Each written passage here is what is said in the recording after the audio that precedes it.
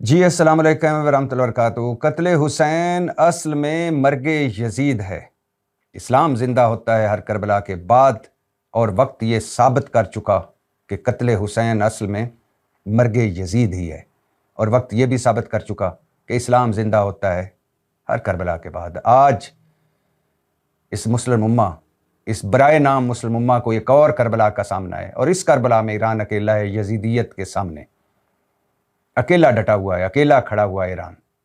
اس لیے کہہ رہا ہوں کہ اس مسلم امہ، اس برائے نام مسلم امہ کو آج جتنی حسینیت کی ضرورت ہے اتنی پہلے کبھی نہ تھی۔ 4 ہفتے ہو گئے ہیں امریکہ اور اسرائیل کی بلا جواز ایران پر مسلط کردہ جنگ کو۔ 4 ہفتے ہو گئے ہیں امریکہ اور اسرائیل کی ننگی جارحیت کو۔ 4 ہفتے ہو گئے ہیں امریکہ اور اسرائیل کی وحشت و بربریت کو، اور 4 ہی ہفتے ہو گئے ہیں ایران کی لازوال، بے مثال اور باکمال مزاحمت کو۔ آج جنگی میدان میں کیا ہوا، اور ایران کے حملوں میں کتنی شدت آئی، اور ایران نے اسرائیل اور اس خطے میں موجود امریکی ایئر بیسوں اور اڈوں پر کہاں کہاں حملے کیے، اس پر بات کروں گا۔ اور اسرائیل کے جوابی، امریکہ اور اسرائیل کے جوابی حملے وہ بھی بتاؤں گا، اور جو مذاکرات ہونے جا رہے ہیں ان مذاکرات کے حوالے سے اسلام آباد میں کل اور پرسوں کیا ہو رہا ہے اس پر بھی بات کروں گا۔ لیکن ان دونوں موضوعات پر بات کرنے سے پہلے یہ بتاتا چلوں کہ صدر ٹرمپ نے سعودی ولی عہد محمد بن سلمان کے بارے میں نازیبا الفاظ استعمال کیے ہیں۔ صدر ٹرمپ نے کیا کہا محمد بن سلمان کے حوالے سے، پہلے یہ صدر ٹرمپ کی زبانی ہی سن لیجئے۔ He didn't think this was going to happen. He didn't think he'd be kissing my ass. He really didn't. He thought he'd be just another American president that was a loser, where the country was going downhill. But now he has to be nice to me. You tell him he better be nice to me. He's got to be. صدر Trump نے انگریزی میں جو کچھ کہا، اگر اس کا ویسے اس کا کوئی اردو کا ترجمہ تو نہیں بنتا، کیونکہ انگریزی کی زبان جو استعمال کی ہے صدر ٹرمپ نے اس کا مناسب اردو ترجمہ نہیں بنتا، لیکن پھر بھی بتاتا ہوں کہ صدر ٹرمپ محمد بن سلمان صاحب کے بارے میں گفتگو کرتے ہوئے کہہ رہے ہیں کہ اس نے کبھی سوچا بھی نہیں تھا، مطلب محمد بن سلمان نے کبھی سوچا بھی نہیں تھا کہ وہ میری خوشامد کرے گا۔ واقعی اس نے سوچا نہیں تھا۔ اسے اب میرے ساتھ اچھا بننا پڑ رہا ہے، اسے میرے ساتھ اچھا رہنا ہوگا، اسے اچھا رہنا پڑے گا۔ اور صدر ٹرمپ نے ان جملوں میں ایک جملہ استعمال کیا، کسنگ مائی ایس۔ برٹش انگلش کا یہ جملہ ہے، محاورہ ہے، ولگر، انفارمل، مطلب کسی کی توہین کرنا، بے عزتی کرنا، کسی کو کسی قابل نہ سمجھنا، کسی کو کہنا کہ تم میرے خوش آمدی ہو۔ یہ میں مناسب الفاظ میں اس کا ترجمہ کر رہا ہوں، کسنگ مائی ایس کا۔ یہ صدر ٹرمپ کہہ رہے ہیں، جو امریکی صدر ہیں۔ افسوسناک اور شرمناک کہ ایک ملک کا صدر دوسرے ملک کے ولی عہد کے بارے میں یہ نازیبا کلمات کہہ رہا ہے اور اس طرح کی زبان استعمال کر رہا ہے۔ صدر ٹرمپ، یقین کریں افسوس ہوتا ہے امریکی عوام کے انتخاب پر۔ ہم نے بڑی سنی تھی امریکی جمہوریت کی باتیں، ہم نے بڑا سنا تھا کہ امریکی نظام بڑا مضبوط ہے۔ ہم سوچتے تھے کہ ہمارے یہاں مسخرے اور کارٹون اوپر آ کر بیٹھ جاتے ہیں، لیکن اب امریکہ کو بھگتتے اور پوری دنیا کو بھگتتے دیکھ کر ہمیں احساس ہو رہا ہے کہ یہ حادثہ، یہ ثانیہ کہیں بھی ہو سکتا ہے۔ سوچئے، صدر ٹرمپ ایک ملک کو ریپرزینٹ کر رہے ہیں اور کس طرح کی زبان استعمال کر رہے ہیں، لیکن یہ صدر ٹرمپ کا طریقہ کار ہے، اور یہ ان کا پوری لائف کا طریقہ کار ہے۔ وہ ایسے ہی ہیں۔ بد نصیبی ہے کہ وہ امریکی صدر ہیں، لیکن بحیثیت انسان وہ ایسے ہی ہیں۔ اور یہ بھی ذہنوں میں رہے کہ محمد بن سلمان سعودی ولی عہد ٹرمپ صاحب کے دوستوں میں شمار ہوتے ہیں یا شمار ہوتے تھے، اور بڑے اتحادی ہیں امریکہ کے، اور $1 ٹریلین سرمایہ کاری کا اعلان کر چکے ہیں امریکہ میں محمد بن سلمان۔ اور اب سوال یہ پیدا ہو رہا ہے کہ کیوں کہا صدر ٹرمپ نے محمد بن سلمان کے بارے میں یہ جملے، کیوں کہے اتنے ولگر جملے، اتنے اخلاق سے نیچے والے جملے، اتنے گرے ہوئے جملے، اتنے گھٹیا اور بازاری زبان کیوں استعمال کی صدر ٹرمپ نے؟ ایک تو میں نے جیسا آپ کو کہا کہ صدر ٹرمپ کا طریقہ کار یہی ہے، زبان ہی یہی ہے کہ یوکرائن کے صدر کو وائٹ ہاؤس میں بلا کر جس طرح بے عزت کیا تھا صدر ٹرمپ اور ان کے حواریوں نے، وہ آپ کے سامنے تھا، لائیو میڈیا کے سامنے۔ اور پھر جب یوکرائن کے صدر نے اپنی معدنیات دینے کا اعلان کیا کہ میرے معدنی ذخائر آپ لے لیں، تو اگلی مرتبہ صدر ٹرمپ نیچے جا کر اس کو جھپیاں مار رہے تھے، ریسیو کر رہے تھے۔ فرانس کے صدر کا مذاق آئے روز اڑاتے رہتے ہیں صدر ٹرمپ، کبھی تو نے کالا چشمہ پہنا ہوا ہے، کبھی تو اس طرح چلتا ہے، کبھی تیری تو چھٹی ہونے والی ہے، کبھی اس کی جو موبائل جو میسیجز ہیں وہ پبلک کر دیتے ہیں۔ برطانوی وزیر اعظم کا مذاق اڑاتے ہیں، اور بلکہ ایک ویڈیو بھی پوسٹ کی اپنے ایکس اکاؤنٹ پر برطانوی وزیر اعظم کے بارے میں۔ اور پھر اوباما، مشیل اوباما، ان کی اہلیہ اور باقی جو مخالفین ہیں سیاسی، ان کو جانوروں سے تشبیہ دے کر ایک ویڈیو بھی پوسٹ کی جو بعد میں ڈیلیٹ کر دی۔ یعنی اپنے اندر، ملک کے اندر لوگوں کو، اپنے سیاسی مخالفین کو اور سابقہ صدور کو، جو سابق صدر رہ چکے ہیں، جو امریکہ کے صدر رہ چکے ہیں، ان کو اور ان کے اہل عیال کو اور ان کے اہل خانہ کو سر عام توہین کرنا، مذاق اڑانا۔ نیٹو کو جلی کٹی روز سناتے ہیں، تم تو کاغذی شیر ہو، تم تو بزدل ہو۔ اتحادیوں کو کھری کھری سناتے رہتے ہیں۔ یہ چھوڑیں، لندن کے میئر صادق خان کے بارے میں جب بھی خیال آتا ہے عجیب و غریب جملے کہتے رہتے ہیں۔ اقوام متحدہ کی اپنی تقریر میں صادق خان کو لے کر بیٹھ گئے، اقوام متحدہ کی تقریر میں اقوام متحدہ کو لتاڑ رہے تھے کہ یہ تو فضول ادارہ ہے۔ زوران ممدانی جب تک میئر نہیں بنا نیو یارک کا، تب تک اس کے بارے میں کیا کیا کلمات کہتے رہتے تھے، اس کو تو ڈپورٹ کر دوں گا، یہ جیتا تو فنڈز بند کر دوں گا، اور طرح طرح کے الزامات۔ تو عمر کا تقاضا بھی ہے، اور پوری زندگی صدر ٹرمپ نے اسی طرح کی بازاری اور سطحی زبان استعمال کی ہے۔ دوسرا، وہ موت دکھا کر بخار بیچتے ہیں، ایک دھمکی دیتے ہیں بڑی سطح پر آ کر، اور پھر اس دھمکی کی چھتری تلے ڈیل کر لیتے ہیں۔ واحد ایران ہے جو ان کی دھمکیوں میں نہیں آیا، اور ایران کے ساتھ جنگ جاری ہے۔ ورنہ وینزویلا کے ساتھ کیا کیا، کینیڈا کے ساتھ کیا کیا، آئس لینڈ معاملے میں، یورپ کے ساتھ، بھارت کے ساتھ اور باقی ملکوں کے ساتھ ایک دھمکی دی اور پھر نیچے سے ڈیل کر لی۔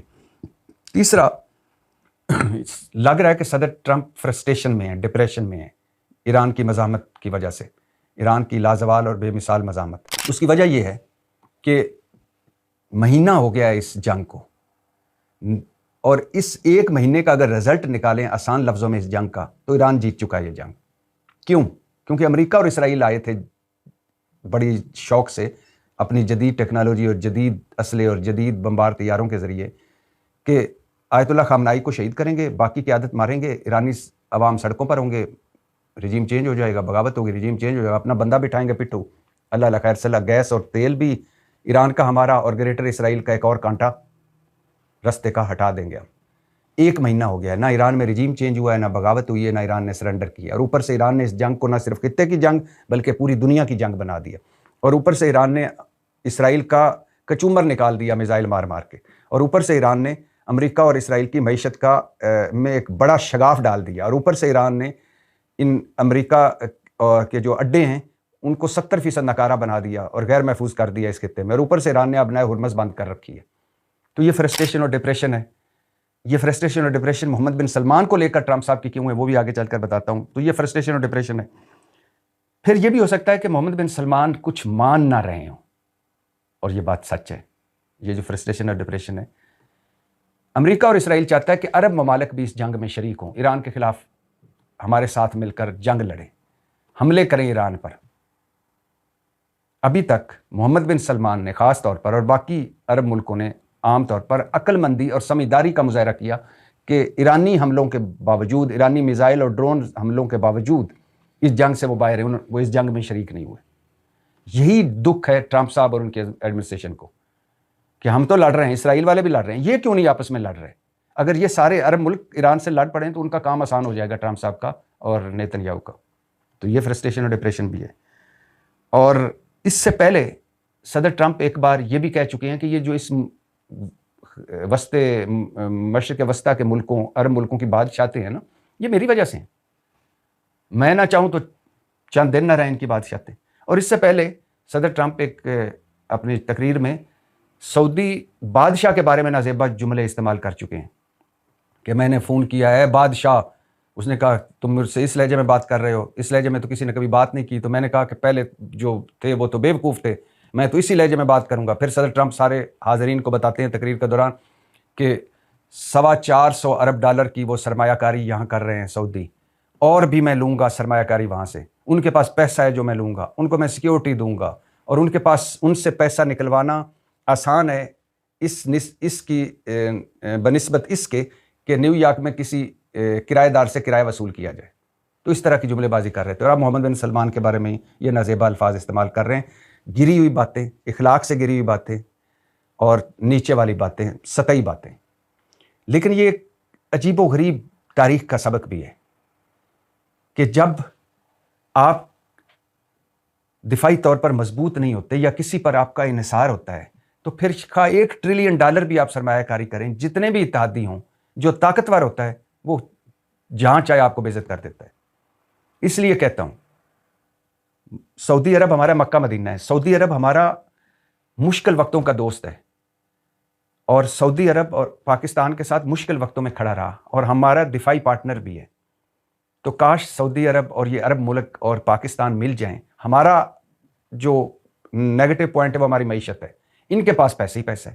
یہ معیشت میں ہماری مدد کریں، ہم دفاع میں ان کی مدد کریں تو امریکہ کی ضرورت ہی نہ رہے. اور یہ جو ٹکے ٹکے کی ٹرمپ صاحب باتیں سنا رہے ہیں اس کی ضرورت ہی محسوس نہ ہو، بلکہ آگے سے جواب دیا جائے اسی زبان میں. تو مجھے تو دکھ ہوا اور تکلیف ہوئی. گو کہ وہ ہے نا، ہے جرم ضعیفی کی سزا مرگ مفاجات، کہ جب آپ کسی پر انحصار کر رہے ہوتے ہیں، جب آپ کسی کو بڑا سمجھ بیٹھتے ہیں تو پھر آگے سے سلوک یہی ہوتا ہے. لیکن بہرحال سعودی عرب باقی مسلمان ملکوں کی طرح میرے تو دل میں ہے، میرا مکہ مدینہ وہاں ہے. تو مجھے دکھ ہوا ٹرمپ صاحب کی اس افسوسناک اور شرمناک گفتگو کو سن کر. اور یہ بھی سنتے جائیے کہ کل اسلام آباد میں ثالثوں کی 2 روزہ بیٹھک ہونے جا رہی ہے. پاکستان، سعودی عرب، ترکیہ اور مصر کے وزراء خارجہ بیٹھیں گے. مطلب سعودیہ، ترکیہ اور مصر کے وزراء خارجہ اسلام آباد پہنچ رہے ہیں اور امریکہ اور اسرائیل اور ایران کے درمیان بات چیت کیسے کرانی ہے، مذاکرات کیسے کروانے ہیں، امریکہ کی شرطیں، ایران کی شرطیں اور آگے کا لائے عمل سب کچھ ڈسکس کیا جائے گا، طے کیا جائے گا. اس بیٹھک میں اہم میٹنگ ہے اور کوشش کی جا رہی ہے کہ اس بیٹھک میں ایران کی نمائندگی بھی ہو، ایران کو بھی شامل کیا جائے. اور ثالثی اچھی بات ہے، ثالثی کرنا ہم کر رہے ہیں، نیوٹرل ہے، بہت اچھی بات ہے. پاکستان کا کردار اس وقت تک کمال کا کردار ہے کہ ثالثی کی کوششیں ہو رہی ہیں، نیوٹرل رہنے کی کوششیں ہو رہی ہیں، ہم جنگ کا حصہ نہیں بنے. اور اگر یہ کچھ ثالثی کی کوششیں کامیاب ہو جاتی ہیں تو نہ صرف اس خطے پر بلکہ اس دنیا پر احسان ہوگا ثالثوں کا، خواہ اس میں پاکستان ہو، مصر ہو، ترکیہ ہو یا اس کے علاوہ سعودیہ ہو. مگر میرے کچھ سوالات ہیں. پہلی بات، یہ سب ثالث، یہ چاروں پاکستان، مصر، ترکیہ، سعودیہ، یہ مل کر بھی ٹرمپ یا نیتن یاہو کی گارنٹی دے سکتے ہیں؟ اور یہ مل کر بھی سارے ثالث ٹرمپ یا نیتن یاہو اگر کوئی معاہدہ ہو جاتا ہے، ویسے تو امریکہ کی شرطیں ایسی ہیں کہ جو ایران اگر مان لے تو مطلب سرنڈر کر دے، اور ایران کی شرطیں ایسی ہیں کہ امریکہ ان کو نہیں مانے گا پوری، لیکن بیٹھیں گے تو کوئی ادھر سے لچک ہوگی، کوئی ادھر سے لچک ہوگی، اس طرح گفتگو ہوتی ہے، مذاکرات ہوتے ہیں، بات چیت ہوتی ہے. اگر کوئی معاہدہ ہو جاتا ہے تو کون گارنٹی دے گا؟ یہ چاروں ثالث ملک اس قابل ہیں کہ یہ گارنٹی دے سکیں کہ اگر کوئی معاہدہ ہو جاتا ہے تو اس معاہدے کے خلاف ورزی نہیں کریں گے ٹرمپ صاحب اور نیتن یاہو؟ نہیں دے سکتے. یہ چاروں ملک مل کر بھی کیوں نہیں دے سکتے؟ کیونکہ یہ سب امریکہ کے محتاج ہیں، یہ سب کمزور ہیں اور یہ سب اس قابل نہیں ہے کہ امریکہ مطلب ٹرمپ اور نیتن یاہو کو کسی بھی خلاف ورزی پر اس کی جواب دہی کر سکیں. یہ تو مسکین سے ملک ہے. ترکیہ کے صدر جو ہیں طیب اردوان صاحب، ان کی شعلہ بیانیاں ساری دنیا جانتی ہے، لیکن ان کے تعلقات ہیں اسرائیل کے ساتھ آج بھی. سعودیہ، پاکستان اور مصر IMF پہ چل رہا ہے، برا حال ہے معیشت کا. اور مصر میں جو سی صاحب کی ڈکٹیٹرشپ ہے وہ امریکہ کی وجہ سے ہے. اسی طرح پاکستان، ہمیں تو IMF کوئی لیفٹ رائٹ ہو جائے ہم تو ڈیفالٹ کر جائیں گے. اور سعودیہ کے بارے میں ٹرمپ صاحب کی گفتگو آپ سن چکے ہیں. تو یہ چاروں ثالث کوشش تو بڑی اچھی کر رہے ہیں، لیکن میرا سوال پھر بھی وہیں آ کے رک جاتا ہے کہ کوئی ہے اس وقت اس دنیا میں، ہاں روس اور چین اگر سنجیدہ طور پر آ جائیں، اقوام متحدہ شامل ہو جائے تو پھر کچھ ہو سکتا ہے، لیکن کوئی ہے ابھی اس ملک میں، اس دنیا میں، جو ٹرمپ صاحب اور نیتن یاہو کی یہ گارنٹی دے سکے کہ وہ کسی ہونے والے معاہدے کی خلاف ورزی نہیں کریں گے یا دوبارہ حملہ آور نہیں ہوں گے ایران پر؟ نہیں دے سکتے.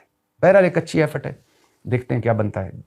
لیکن دکھ اور تکلیف کی بات یہ ہے کہ ایک طرف مذاکرات ہو رہے ہیں اور دوسری طرف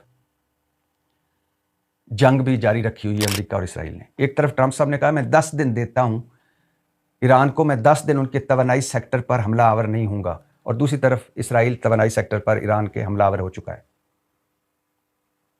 یا تو ان چاروں سالسوں کا احترام کیا جاتا ہے یا یہ چاروں سالس اس قابل ہوتے کہ کہتے کہ جنگ روکو بھائی, ہم سالسی کر رہے ہیں, جب تک ہماری سالسی نہیں ہو پاتی ہے ہفتہ 10 دن اس وقت تک جنگ نہیں ہوگی. لیکن چونکہ یہ چاروں بے بس ہیں, یہ اتنے جوگے بھی نہیں ہیں کہ جنگ میں کوئی عارضی وقفہ ہی دلوا سکیں ایران کو, یا جنگ میں کوئی عارضی وقفہ ہی لا سکیں, تو انہوں نے بعد میں کیا کرنا ہے. اور دوسری طرف دشمن بھی اللہ ظرف والا دے, دشمن بھی کم ظرف نہ ہو. دوسری طرف مہلت بھی دی ہوئی ہے ایران کو ٹرمپ صاحب نے, جنگ میں وقفہ بھی کیا ہوا ہے اور حملہ آور بھی ہیں. اور جنگی میدان میں کیا ہوا ہے, آبنائے ہرمز کی بات بھی آپ کو بتاتا ہوں, لیکن پہلے آبنائے ہرمز کی سن لیجئے کہ آبنائے ہرمز, ویسے تو ایران آبنائے ہرمز سے جہازوں کی آمد و رفت کے نئے نظام پر کام کر رہا ہے. ایرانی پارلیمنٹ آبنائے ہرمز بل کی تیاری میں لگی ہوئی ہے کہ اب یہ ہمارے کنٹرول میں مکمل رہے گا, اب ہم یہاں سے ٹول ٹیکس لیا کریں گے. اب یہ ایسا نہیں ہے کہ یہ سمندری رستہ کھلا رہے اور جو آئے گزرتا رہے. ابھی بھی ایران آبنائے ہرمز سے ٹول ٹیکس وصول کر رہا ہے, اور یہ بھی ہو رہا ہے کہ جس تیل یا گیس یا کسی دوسرے جہاز پر پاکستان کا جھنڈا ہو, اسے بھی ایران گزرنے دے رہا ہے. فائنانشل ٹائمز کی رپورٹ بھی ایک سامنے آئی ہے کہ جنگ کے بعد سے جو جہاز گزرے, ان میں چین, بھارت, پاکستان اور بعض ایسے جہاز جن پر امریکہ اور یورپ نے پابندیاں عائد کر رکھی تھیں, ایسے ملکوں کے جہاز یا ایسے کمپنیوں کے جہاز. لیکن کسی جہاز کا کارگو, کوئی بھی جو جہاز ادھر سے اب تک گزرا ہے 1 مہینے میں جب سے جنگ شروع ہوئی ہے, کوئی ایسا جہاز نہیں جس کا کارگو, مطلب جس کا سامان, جس میں جو تیل ہو یا گیس ہو یا باقی سامان ہو, وہ یورپ کے لیے ہو, برطانیہ کے لیے ہو یا امریکہ کے لیے ہو. ان سارے جہازوں پر پابندی عائد کر رکھی ہے ایران نے. بعض جہازوں نے ایران کو $20 لاکھ بھی دیے ہیں آبنائے ہرمز سے گزرنے کے لیے. اور فائنانشل ٹائمز ہی بتا رہا ہے کہ 2 ملک اور کچھ کمپنیاں اپنے جھنڈے ہٹا کر اب پاکستان کا جھنڈا لگا کر آبنائے ہرمز سے گزرتی ہیں, اپنے جہاز گزارتے ہیں. مطلب پاکستانی جھنڈا لگاؤ اور آبنائے ہرمز سے گزر جاؤ. یہ صورتحال ہے اس وقت. اور باقی بات میں بتاتا ہوں, پہلے جنگی میدان میں آج کیا ہوا وہ سن لیجئے. مذاکرات بات چیت کے باوجود اور صدر ٹرمپ کے 10 دن دینے کے باوجود اور صدر ٹرمپ کا یہ وعدہ کرنا کہ ہم اگلے 10 دن مطلب 6 اپریل تک ایران کے توانائی سیکٹر پر حملہ نہیں کریں گے, اس کے باوجود امریکہ اور اسرائیل کی ایران پر بمباری جاری ہے, شدید بمباری, شدید فضائی حملے. بلکہ اسرائیل نے ایران کے توانائی سیکٹر یا توانائی تنصیبات پر بھی حملہ کیا ہے, جس کا جواب ایران نے دیا ہے. لیکن ایک طرف کہتے ہیں کہ ہم 6 اپریل تک آپ کے توانائی سیکٹر یا بجلی گھروں یا انرجی سیکٹر پر حملہ آور نہیں ہوں گے, اور دوسری طرف اسرائیل حملہ آور بھی ہے. اور امریکہ اور اسرائیل نے شدید بمباری کی ہے تہران پر, اصفہان پر, عراق پر, اور سنا جا رہا ہے کہ 100 کے قریب شہید ہوئے ایرانی آج امریکہ اور اسرائیل کے حملوں میں. اور یہ بھی بتاتا چلوں کہ اب تک امریکی اور اسرائیلی حملوں میں 93,000 سویلین عمارتیں یا سویلین املاک تباہ ہو چکی ہیں. اتنی شدید بمباری ہوئی ہے, اتنے شدید فضائی حملے ہوئے ہیں, اور اتنے شدید بم پھینکے گئے ہیں, میزائل مارے گئے ہیں ایران پر. اور آج جب ایران کی توانائی تنصیبات پر اسرائیل نے حملہ کیا تو پاسداران انقلاب نے کہا کہ تم نے ایران کے بنیادی ڈھانچے پر حملے کیے ہیں, لہٰذا جواب حاضر ہے ہمارا. اور پھر ایرانی حملوں میں شدت آئی. آج اسرائیل پر بیلسٹک میزائلوں اور کلسٹر بمبوں کی بارش کر دی ایران نے. مقبوضہ مغربی کنارے کے جنوبی علاقوں میں کئی اسرائیلی فوجی تنصیبات تباہ کر دی ایران نے دبئی میں امریکی فوجیوں کے 2 مقامات پر میزائل اور ڈرونز حملے کیے. ایران کا کہنا تھا کہ یہاں 500 سے زیادہ امریکی فوجی چھپے ہوئے ہیں. اور متحدہ عرب امارات کی حکومت نے بتایا کہ آج ہم نے 20 میزائل اور 37 ڈرونز ایران کے مار گرائے. مطلب اتنی شدت سے حملہ کیا ایران نے. ایران کا دبئی میں یوکرائنی اینٹی ڈرون سسٹم تباہ کرنے کا دعویٰ, جبکہ یوکرائن نے اس کی تردید کی ہے. ایران نے کویت کے سمندر میں موجود چھوٹے امریکی بحری جہازوں پر حملہ کیا. 6 چھوٹی بحری جہاز جو تھے وہ تباہ کر دیے ایران نے. ایران کا سعودی عرب میں پرنس سلطان ایئر بیس پر میزائل حملہ, ری فیولنگ کے لیے کھڑے امریکی طیاروں کو نقصان پہنچا. ایک امریکی کشتی تباہ کر دی عمان کی بندرگاہ کے قریب، اور یہ جو سلطان ایئر بیس پر میزائل حملہ کیا ایران نے، اس میں 12 امریکی فوجی زخمی ہوئے، اور اس بات کی امریکی میڈیا بھی تصدیق کر چکا ہے۔ ایرانی صدر نے کہا ہے کہ خطے کے ممالک ترقی اور سلامتی چاہتے ہیں تو اپنی زمین ایران کے خلاف استعمال نہ ہونے دیں۔ سعودی عرب نے میزائل ڈرونز گرنے کے مقامات کی تصاویر اور ویڈیوز بنانے اور شائع کرنے پر پابندی لگا دی ہے آج۔ اور یہ بھی بتاتا چلوں کہ ایک دلچسپ بڑا سروے سامنے آیا ہے کہ جنگ کے پہلے 11 دنوں کے اعداد و شمار کو لے کر ایک سروے یا ایک تحقیقی رپورٹ سامنے آئی ہے کہ ایران نے اسرائیل پر پہلے 11 دنوں میں 500 کے قریب حملے کیے، جبکہ عرب ملکوں میں موجود امریکی اڈوں اور امریکی ایئر بیسوں پر 3100 حملے کیے۔ مطلب اسرائیل پر کم حملے اور اس خطے میں ایران نے زیادہ حملے کیے۔ پہلے 3 ہفتوں کے اعداد و شمار عرب ملکوں میں ایران نے سب سے زیادہ حملے یو اے ای یعنی متحدہ عرب امارات پر کیے۔ اسرائیل سے زیادہ حملے عرب ملکوں پر، اور عرب ملکوں میں سب سے زیادہ حملے متحدہ عرب امارات پر ایران نے کیے۔ اور متحدہ عرب امارات اور ایران میں اس وقت ایک جنگی ماحول ہے، ایک دوسرے پر الزامات لگائے جا رہے ہیں، ایک دوسرے کو دھمکیاں دی جا رہی ہیں۔ تہران میں اپنا سفارت کرنا بند کر دیا ہے یو اے ای نے۔ ابو ظہبی میں ایرانی سفیر کو طلب کر کے احتجاج بھی کیا گیا ہے۔ توانائی شعبہ، فضائی ہوا بازی کا شعبہ، ہوٹلنگ کا شعبہ، ٹورزم، ریئل اسٹیٹ سب ڈاؤن ہے، اسٹاک ایکسچینج یو اے ای کی۔ اور سب سے اہم بات کہ جو ایک تفریح گاہ تھی، محفوظ تفریح گاہ، وہ نہیں رہی، تو لہٰذا سب سے زیادہ حملے ایران نے یو اے ای پر کیے ہیں، یہ اعداد و شمار بتاتے ہیں ایک امریکی اخبار کے۔ اور 8 مارچ جنگ کا پہلا ہفتہ خلیجی ممالک کے 6 ہوائی اڈوں کو $399 ملین کا نقصان پہنچایا ایران نے، صرف ہوائی اڈوں کو۔ تو آپ اس سے اندازہ لگائیے کہ ٹورزم کو کتنا نقصان ہوا ہوگا، ہوٹلنگ کو کتنا نقصان ہوا ہوگا، فضائی کمپنیوں کو، ہوائی جہازوں کو، ایئر لائنوں کو کتنا نقصان ہوا ہوگا۔ اور ایک جو محفوظ جگہ تھی، سرمایہ کاری اور پتہ نہیں کیا کیا کانفرنسیں اور کیا کیا ٹورنامنٹ ہونے تھے، کیا کیا میچز ہونے تھے، سب کا سب ختم ہو گیا اس جنگ کی وجہ سے۔ اور اس سب کے ذمہ دار ٹرمپ صاحب اور نیتن یاہو کہ عمان میں جو مذاکرات ہو رہے تھے، ایران سب کچھ مان چکا تھا، عمان خوش تھا کہ سارے مسئلے حل ہونے والے ہیں، وہاں مذاکرات چھوڑے اور امریکہ اور اسرائیل ایران پر حملہ آور ہو گئے کہ ابھی 2-4 دن میں ایران سے ساروں کو مار کے اپنی حکومت بنائیں گے۔ اور اب گلے کی ہڈی بنی ہوئی ہے یہ جنگ۔ ٹرمپ صاحب بھی پھنس گئے ہیں اور فرسٹریشن اور ڈپریشن میں، کبھی محمد بن سلمان کے خلاف باتیں کرتے ہیں، کبھی نیٹو کے خلاف باتیں کرتے ہیں، کبھی اتحادیوں کے خلاف باتیں کرتے ہیں، کبھی اپنے مشیروں کو ڈانٹتے ہیں، اپنے جنرل جو ان فیور جنرل کین ہے اس کو بھی ڈانٹ چکے ہیں، اپنے وزیر دفاع پیٹ ہیگسٹ کو کہہ چکے ہیں کہ جنگ میں تو تم مجھے لے کر آئے، اور ادھر امریکی نیتن یاہو کو ڈانٹ رہے ہیں، اور اسرائیلی جو آرمی چیف ہے وہ آنسوؤں سے رو رہا ہے کہ لٹے گئے، اجڑ گئے۔ اور اقوام متحدہ میں اسرائیلی جو مندوب ہے، نمائندہ ہے، وہ اقوام متحدہ کو ویڈیوز دکھا رہا تھا کہ ظلم ہو رہا ہے ہمارے ساتھ۔ کیا ظلم ہو رہا ہے کہ ہمیں اس ایرانی حملوں کے بعد صرف 15 سیکنڈ ملتے ہیں شیلٹرز میں جانے کے لیے۔ بتائیے 15 سیکنڈ میں ہم بوڑھے ماں باپ کو ہماری عوام لے کے جائے، بچوں کو لے کے جائے یا خود کو لے کے جائے۔ اور اسرائیلی وزارت خارجہ نے یونیسیف کو خط لکھا ہے کہ ایران کلسٹر بم استعمال کر رہا ہے اور اس سے ہمارے بچوں اور ہمارے سویلین آبادی کو نقصان پہنچ رہا ہے، اس کو روکا جائے۔ اور ادھر امریکی اور اسرائیلی معیشت کا بھٹا بیٹھ رہا ہے، اور ادھر ان کے پاس انٹرسیپٹرز کم ہو رہے ہیں جو ایرانی میزائل اور ڈرونز کو روکتے ہیں، وہ دن بدن تعداد کم ہو رہی ہے، اور ادھر ان کے جو اڈے ہیں وہ 70% ناکارہ ہو چکے ہیں، اور ادھر ان کا دفاعی فضائی نظام جو ہے وہ ناکارہ ہو رہا ہے، اور ادھر ان کی اموات زیادہ ہو رہی ہیں، ادھر مدت زیادہ ہو رہی ہے، ادھر پوری دنیا میں تیل اور گیس کی جو قیمتیں ہیں انہوں نے بیڑا غرق کیا ہوا ہے ساروں کا۔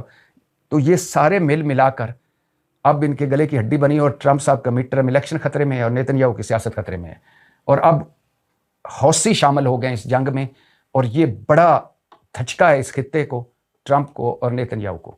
ایک تو حوثی جو ہیں یمن میں ہیں، اور یمن سے وہ میزائل مارتے ہیں تو وہ اسرائیل قریب ہے، لبنان سے حزب اللہ حملے کر رہا ہے، یمن سے یہ کر رہے ہیں، ادھر سے ایران کر رہے ہیں، تو 3 محاذوں پر جنگ لڑنی پڑ رہی ہے اسرائیل کو۔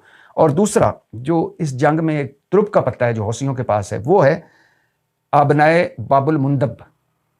جس طرح یہ آبنائے ہرمز ہے نا، سمندری رستہ جس پر ایران کا کنٹرول ہے، اسی طرح ایک اور سمندری رستہ ہے جس پر حوثیوں کا کنٹرول ہے، اور وہ اس کی چوڑائی آبنائے ہرمز سے بہت کم ہے، اس کی تو 20 سے 30 میل کے قریب 20 میل کی چوڑائی ہے نا جس سے گزرتے ہیں، اس کی کوئی 3-4 میل کی چوڑائی ہے، اور ادھر حوثیوں کا کنٹرول ہے، اور وہ اتنی مصروف باب المندب، آپ نئے باب المندب، یہ سمندری رستہ اتنا مصروف سمندری رستہ ہے جہاں سے تیل، گیس اور خاص طور پر سعودی عرب کا وہاں سے بہت سارے جہاز کارگو گزرتا ہے، کہ وہاں سے $1 ٹریلین کی آمد و رفت ہوتی ہے۔